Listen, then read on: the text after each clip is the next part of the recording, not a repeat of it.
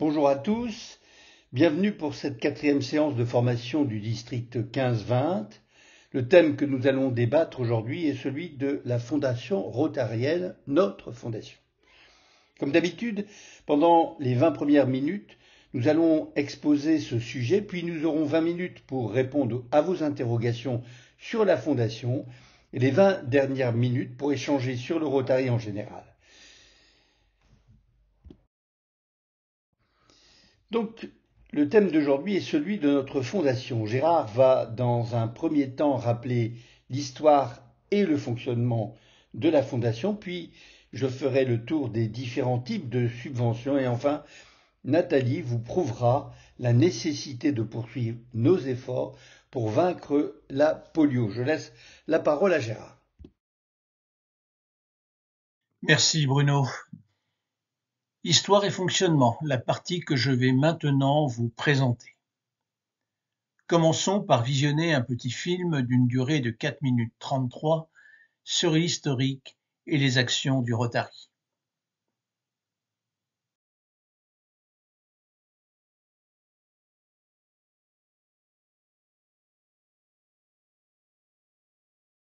Voici les 7 principales dates repères, notamment 1917, création à l'initiative d'Archkrumpf d'un fonds de dotation destiné à faire le bien dans le monde.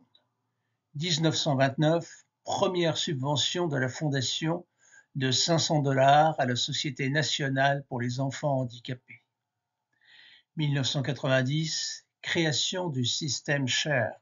La Fondation commence à utiliser le système SHARE, un mécanisme permettant d'affecter au district une partie des dons au fonds annuel afin qu'ils puissent financer les programmes de la Fondation de leur choix. La Fondation, basée à Evanston, est gérée par 16 administrateurs. Elle est bien gérée et digne de confiance. Elle obtient sur les 10 dernières années la note maximale de 4 étoiles par Charity Navigator, qui est le plus important organisme de notation des associations caritatives aux États-Unis.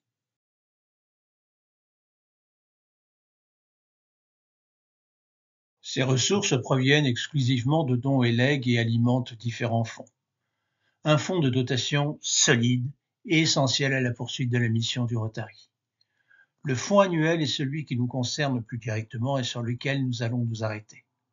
Le fonds d'urgence en cas de catastrophe, comme récemment le terrible séisme en Turquie et Syrie.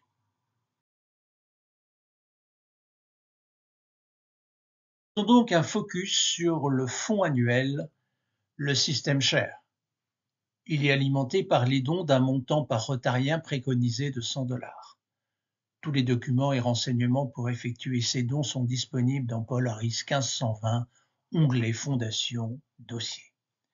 Ces sommes sont placées pendant 3 ans, puis sont réparties lors de l'année N+3 à raison de 47,5% au FSD, Fonds spécial de district, et 47,5% au Fonds mondial.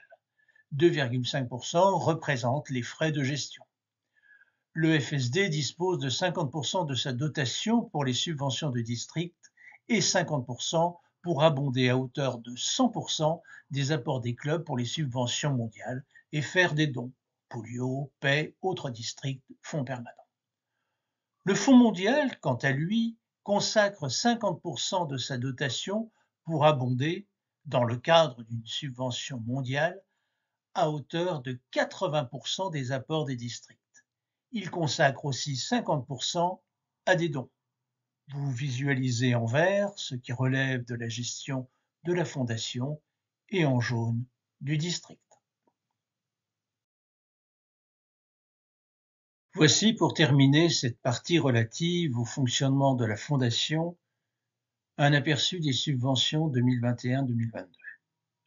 La part la plus importante en nombre et en montant est naturellement représentée par les subventions mondiales. Je laisse maintenant à Bruno le soin de vous parler des subventions.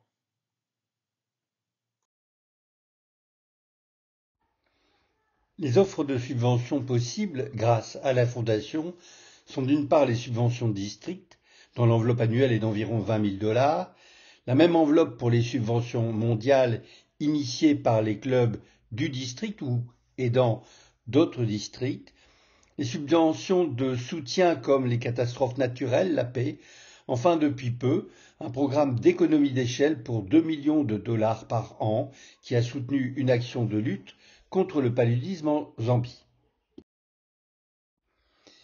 Les subventions de district soutiennent des actions de moyenne envergure et ce, n'importe où. Le but est de faire le bien dans le monde. C'est une demande simple, faite au district de la part d'un club, soutenu éventuellement par d'autres clubs, rotariens ou rotaraciens. Tous les éléments pour faire la demande se trouvent dans l'onglet Fondation sur le site Polaris 1520. Dans le dossier Subventions de district, vous y trouverez le document de demande à remplir, une aide pour ce type de subvention et la réglementation.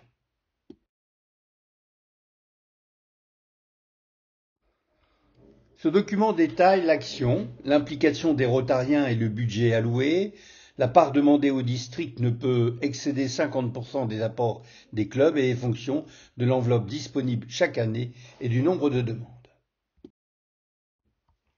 Il y a un calendrier à respecter avec des dates fixées par la Fondation pour cadrer avec l'année rotarienne. L'action devra être terminée le 30 juin avec l'envoi d'un rapport au plus tard le 30 août. La date limite de dépôt d'une demande est fixée au 15 septembre. 15 jours plus tard, la commission Fondation rend son avis et soumet ses demandes à la Fondation qui donne son accord ou émet des réserves sous environ 15 jours. Elle verse les fonds au district qui les répartit aux différents demandeurs. Voici un exemple de demande de subvention de district faite en 2019. Il s'agissait de l'envoi d'un conteneur de matériel médical sur Madagascar. Parlons maintenant des subventions mondiales. Ces demandes doivent rentrer dans l'un des 7 axes stratégiques soutenus par la Fondation: la paix, la santé de la mère et de l'enfant ou prévention et traitement des maladies, l'accès à l'eau, l'assainissement et l'hygiène, l'éducation et l'alphabétisation de base, le développement économique et local et depuis peu l'environnement. Il est nécessaire dans toute action humanitaire et toute action de formation d'avoir une évaluation préalable de la collectivité et de ses besoins. Le projet nécessite une collaboration entre 2 clubs rotariens de 2 pays différents. Un parrain local sur le lieu de l'action et un parrain international qui souvent assure une bonne part du financement. Il peut y avoir une organisation partenaire avec nécessité alors d'établir un protocole d'accord concernant son rôle et sa participation. Chaque parrain peut associer d'autres clubs ou districts au projet.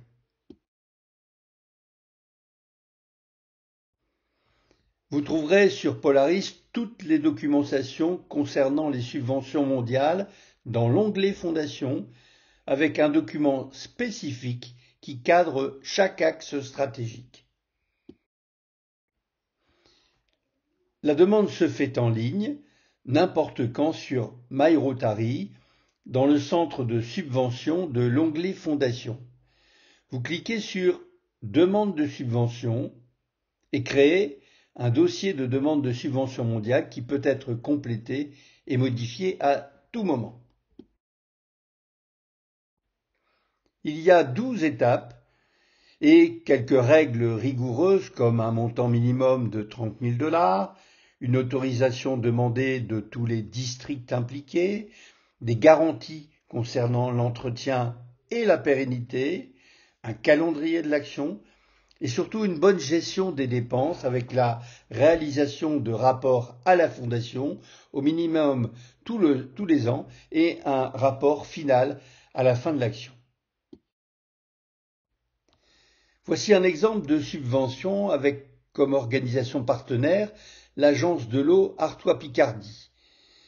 Il s'agissait d'une action pour alimenter en eau un hôpital et une partie de la ville avec un château d'eau et une pompe à alimentation solaire sur Madagascar.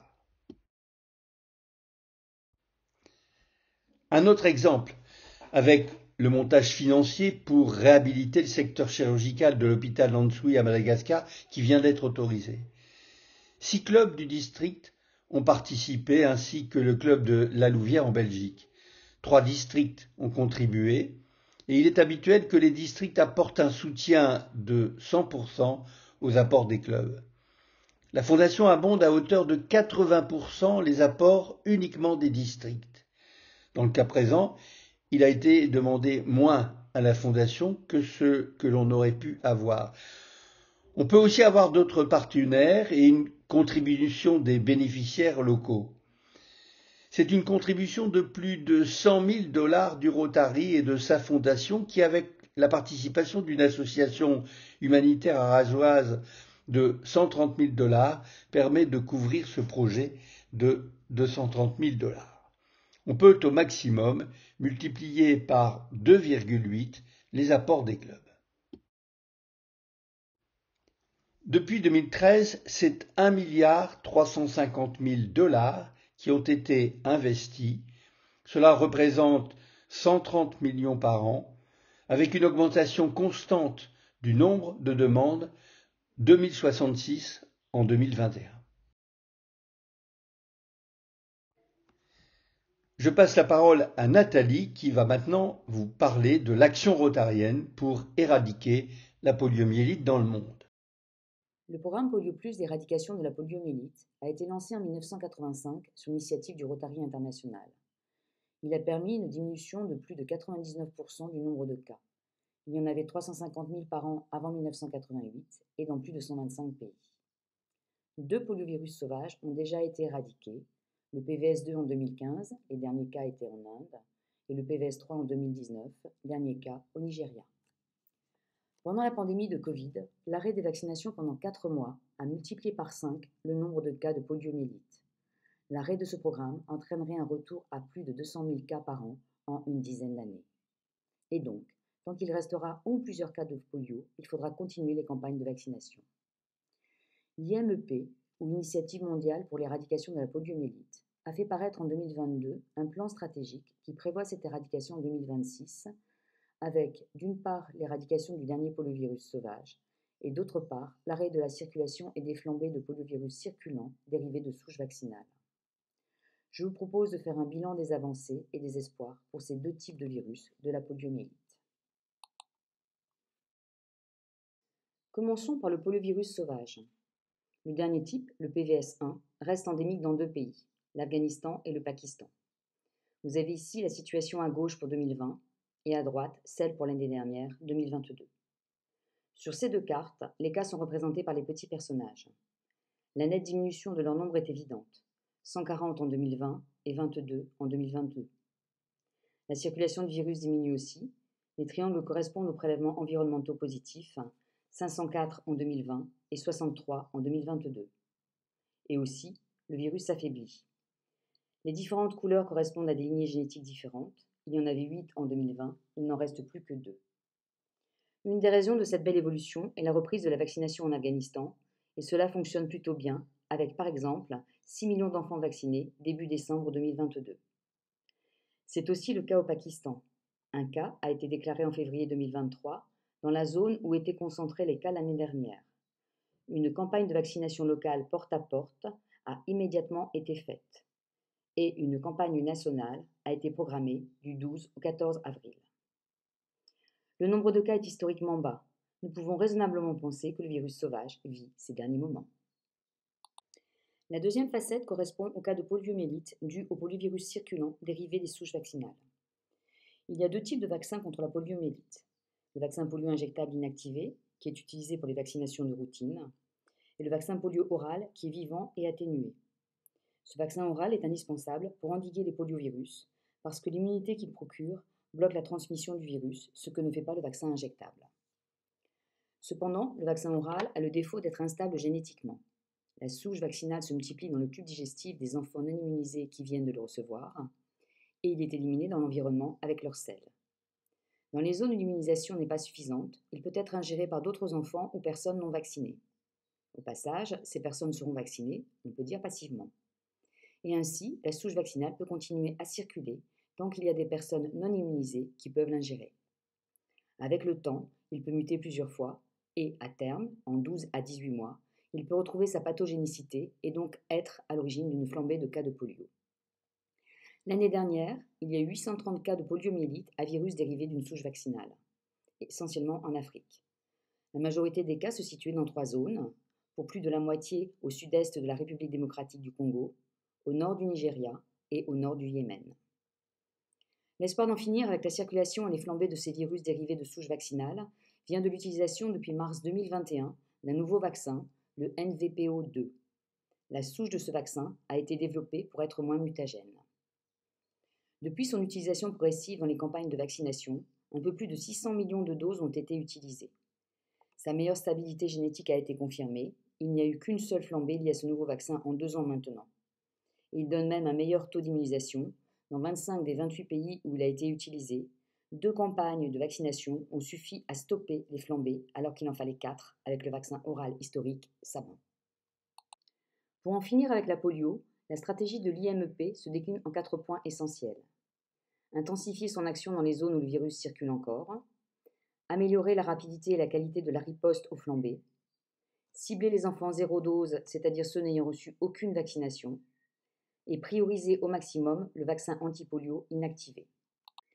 Grâce à un partenariat avec la fondation Bill et Melinda Gates, le Rotary s'engage à consacrer 150 millions de dollars tous les ans à la lutte contre la poliomyélite. Je vous ai noté sur cette diapositive le niveau de participation des districts et des clubs. Vous avez aussi la possibilité d'un engagement individuel au Cercle Polio Plus. Cet engagement est de verser 100 € par an jusqu'à l'éradication complète de la poliomyélite prévue en 2026. Soyons nombreux à y adhérer. Les campagnes de vaccination contre la polio, c'est 3 milliards d'enfants vaccinés, 19 millions de paralysies évitées et 1,5 million de vies sauvées. Mais c'est aussi bien plus. C'est des vaccins associés comme celui de la rougeole. C'est l'administration de vitamine A qui a permis de faire chuter le nombre de cas de cécité en Afrique. C'est la distribution de moustiquaires contre le paludisme. C'est simplement l'apprentissage de règles d'hygiène élémentaires et aussi de l'aide à apporter de l'eau dans les villages. Et n'oublions pas le rôle important des bénévoles dans la gestion de la pandémie Covid. Nous pouvons être fiers de ce programme Polio Plus, alors restons engagés jusqu'au bout.